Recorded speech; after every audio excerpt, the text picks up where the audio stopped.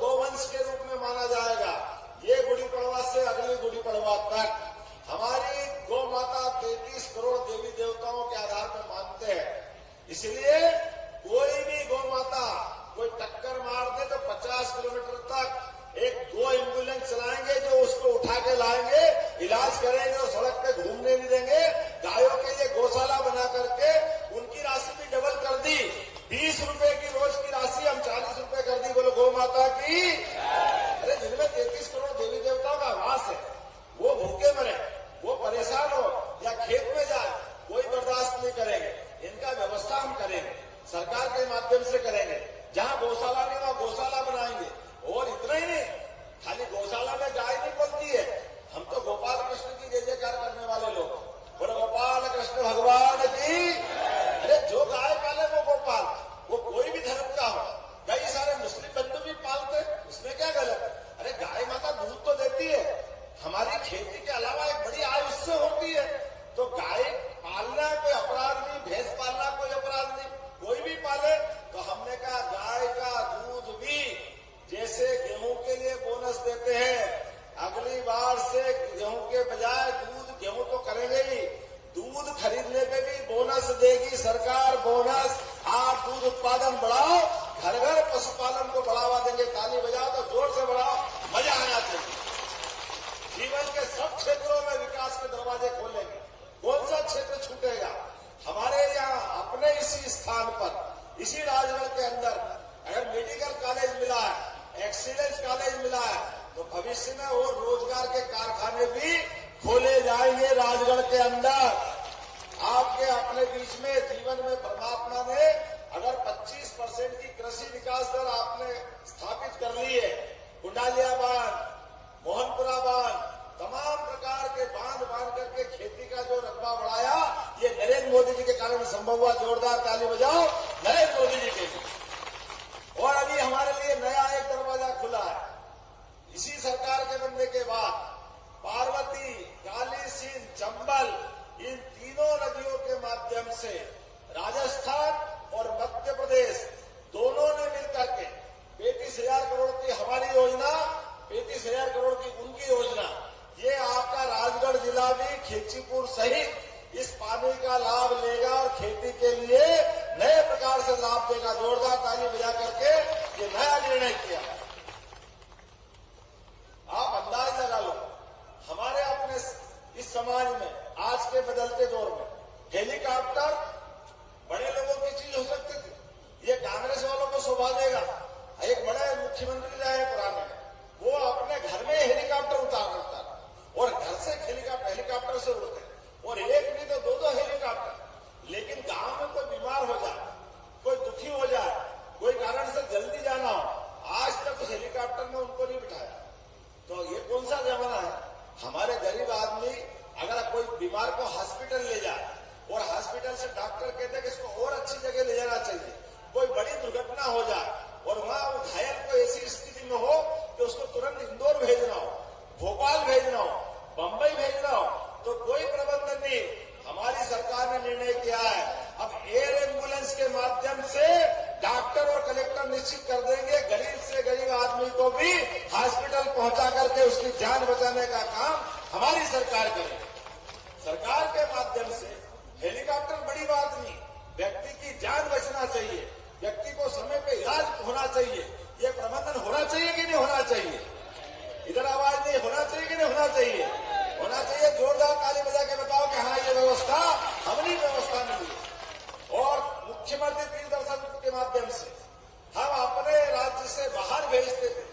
जब कोई केदारनाथ जाता है, कोई रामेश्वरम जाता है, कोई बद्रीनाथ जाता है, जब भैया ठीक है वहां भी जाएंगे, लेकिन अपना राज्य भी इतना बड़ा।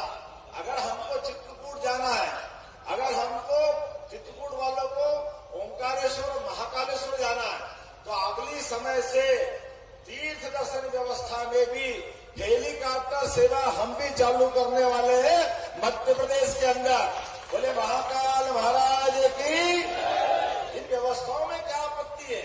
अब ये बदलते दौर का समय, ऐसी कई सारी योजनाओं को हमारी सरकार ने लागू किया। और तो 3 नए विश्वविद्यालय खोले हमारी सरकार ने, युवाओं के लिए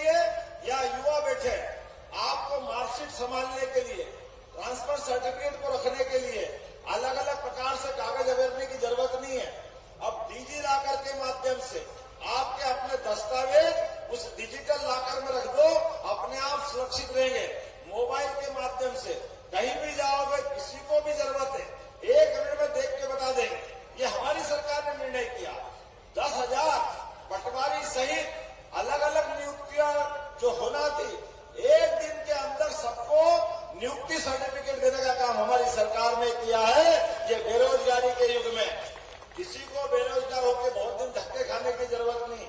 तुरंत महाकल्याण, अगर हम उसकी मदद करते तो सरकार इसी बात के लिए जानी जाती। और 1 नहीं 2 नहीं, अरे कितना खराब लगता है, हॉस्पिटल में एम्बुलेंस से घायल को तो छोड़ देते, घायल अच्छा होने के लिए डॉक्टर के पास जाता और कोई कारण से शरीर छूट जाए।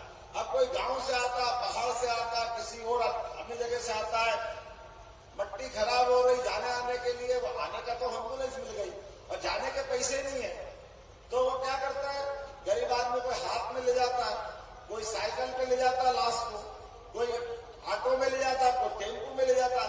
कितना खराब लगता है। हमारी सरकार ने निर्णय किया, ऐसे किसी भी शव को ले जाने के लिए लज्जित होने की जरूरत नहीं है। उसको घर तक सरकार छोड़ के आएगी, सरकार पैसे देगी। ये सम्मान के साथ हमारा संवेदनशील निर्णय है। इस निर्णय से हमको आत्मसंतोष मिलता है। अब आज का समय अलग प्रकार का, अब ये बहुत बड़ी बात नहीं हो गई, ये संवेदना तो हमको रखना ही पड़ेगी।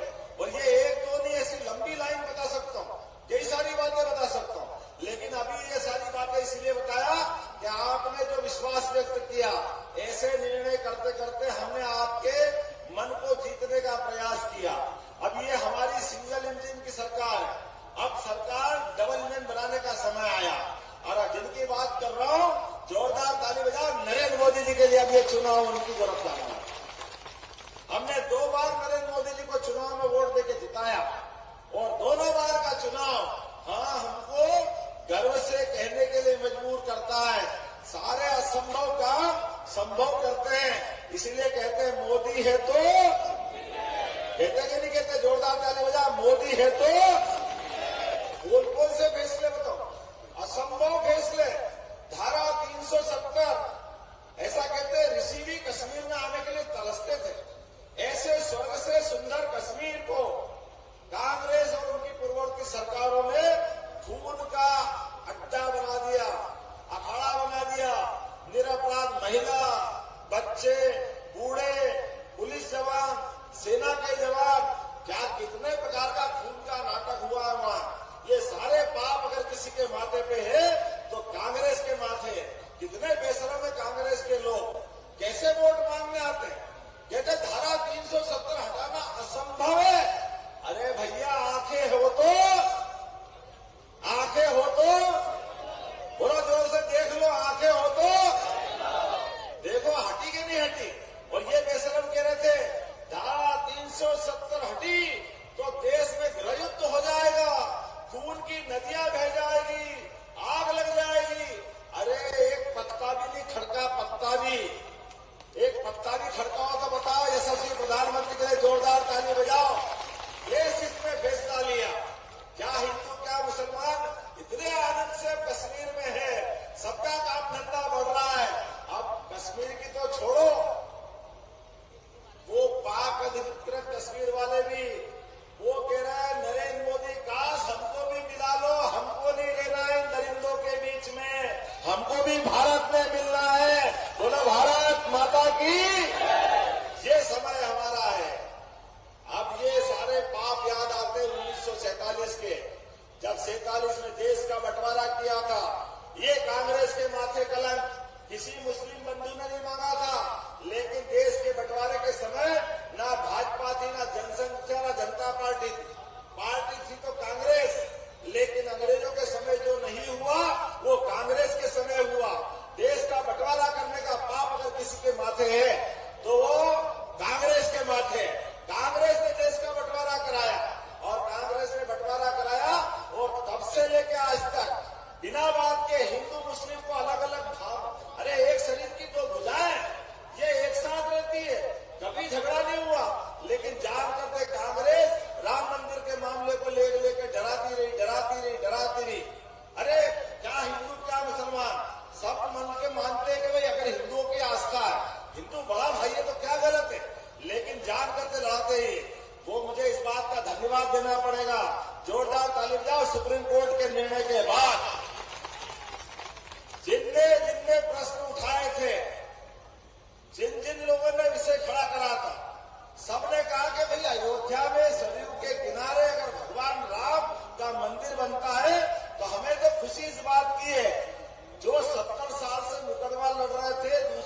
से।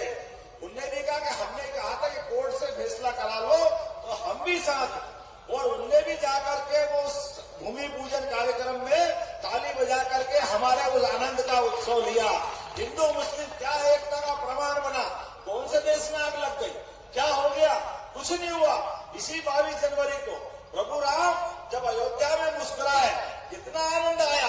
बोलो जय जय श्री राम। और अब क्या अयोध्या, और आगे बढ़ो।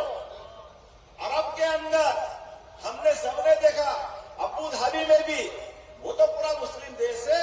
जब देश मजबूत होता है, देश का प्रधानमंत्री मजबूत होता है, सरकार मजबूत होती है, तो विश्व इसी प्रकार से स्वागत करता है जो हमने अपनी आंखों से देखा। क्या अयोध्या, वो क्या अरब, वहां पर भी मंदिर बना करके उस आनंद में शेख भी सम्मिलित हुए और माननीय प्रधानमंत्री भी सम्मिलित हुए। जोरदार ताली बजाओ अपनी संस्कृति के लिए। ये उदाहरण बनना चाहिए। हमारे धर्मों के लोगों को केवल वोट बैंक के आधार पर लड़ाओगे, ये बात भाजपा बर्दाश्त नहीं करेगी। नरेंद्र मोदी जी इसी बात के लिए जाने आते हैं। 10 साल हो गए, कौन से दंगे हो गए, किसको परेशानी आ गई, क्या हिंदू मुसलमान, ये हमेशा 13 के पहले मोदी जी के बारे में क्या क्या कहते थे, कितना कितना बोलते थे। सब बात का एक जवाब है। आप देखो, पाकिस्तान गड़बड़ करता है तो घर में घुस के उसको ठिकाने लगाने का काम नरेंद्र मोदी करते, ये हमारे सामने उदाहरण है। लेकिन बांग्लादेश भी मुस्लिम देश है। बांग्लादेश के प्रधानमंत्री रक्षाबंधन पे राखी भेजती है तो हमारे प्रधानमंत्री साड़ी भेजते हैं। ये भाईचारा रहना चाहिए। पड़ोसी तो पड़ोसी होता है, कोई धर्म के आधार पर थोड़ी चलता है। अरब का उदाहरण मैंने अभी आपके सामने दिया। अरे एक नहीं, कई उदाहरण दे सकता हूँ। रूस यूक्रेन युद्ध हुआ, दोनों कट्टर दुश्मन, लेकिन भारत के 20,000 बच्चे उसमें फंसे थे। युद्ध की घोषणा हो गई, गोली चल रहे, बम चल रहे। माननीय मोदी जी ने दोनों देश के राष्ट्राध्यक्षों से बात की, उनसे कहा भाई आप लड़ना और लड़ते रहना, मेरे निरपराध बच्चे यहाँ फंसे हुए हैं, उनके माँ बाप चिंता कर रहे हैं। भारत की चिंता है कि इनको बाहर आना चाहिए। आनंद के साथ ताली बजाओ। 20,000 बच्चे केवल भारत माता की जय करके झंडा लेकर के आए। दोनों की तरफ से कोई तकलीफ नहीं। ऐसे प्रधानमंत्री चाहिए। और भारत के पीछे पीछे पाकिस्तान और बांग्लादेश वाले भी आ गए, वो भी भारत माता की जय जयकार कर रहे थे। ये ऐसा हमारा प्रधानमंत्री चाहिए। ये है का हिंदुस्तान जिसकी खुशबू दुनिया में महकती है। इसलिए ये चुनाव मोदी जी को तीसरी बार भारत में एक बार फिर सरकार बनाने के लिए आह्वान कर रहा है। इसलिए ये चुनाव तुम्हारा, मेरा, वरुबल जी का, विश्वास जी का, किसी का चुनाव नहीं। ये चुनाव देश की अस्मिता का है। देश को दुनिया का नंबर 1 देश बनाने का चुनाव है और नंबर 1 मध्य प्रदेश बनाने का है। क्योंकि जिस प्रकार से प्रदेश सरकार को मदद मिल रही, आप अंदाज लगा लो। ये रेल भोपाल से रामगंज मंडी अगर संभव हुई तो एकमात्र कारण है, जोरदार ताली बजाओ, नरेंद्र मोदी जी के कारण। असंभव थी ये, इसके अलावा कोई सोच नहीं सकता था। 150 करोड़ रुपया 2013 तक मध्य प्रदेश की सरकार के माध्यम से रेलवे पे खर्चा होता था। रिकॉर्ड है, रिकॉर्ड प्रमाण है। लेकिन मुझे खुशी है, इसी साल अभी तो लेखा रुदार आया, भारत सरकार का पूरा बजट नहीं आया, लेकिन 15,500 करोड़ की रेल लाइनों की, रेल सुविधाओं की सौगात अपने मध्य प्रदेश को मिली है। जोरदार ताली बजाओ नरेंद्र मोदी जी की सरकार। कितना पैसा दे रहे हैं, कौन से क्षेत्र में छोड़ रहे हैं।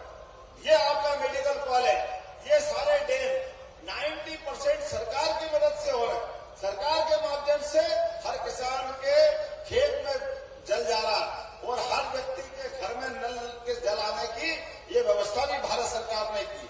इतनी बहुत सारी बातें हैं, लेकिन आज समय कम है। आज अपने जोरदार ताली बजाओ, मध्य प्रदेश की धरती पर फिर मोदी जी आ रहा है। जोरदार ताली बजाओ, आपके माध्यम से उनका अभिनंदन कर रहे हैं। आज से अभी से 1-1.5 घंटे बाद वो जबलपुर की धरती पे आएंगे और जबलपुर की धरती पे आएंगे तो हमारी गौरवशाली परंपरा के साथ हम और आप संकल्प करें। जिस विश्वास से वो आ रहे हैं और उस विश्वास के भरोसे से हम और आप प्रचंड बहुमत के साथ भारतीय जनता पार्टी को विजय बनाएंगे। बोलो सब तैयार।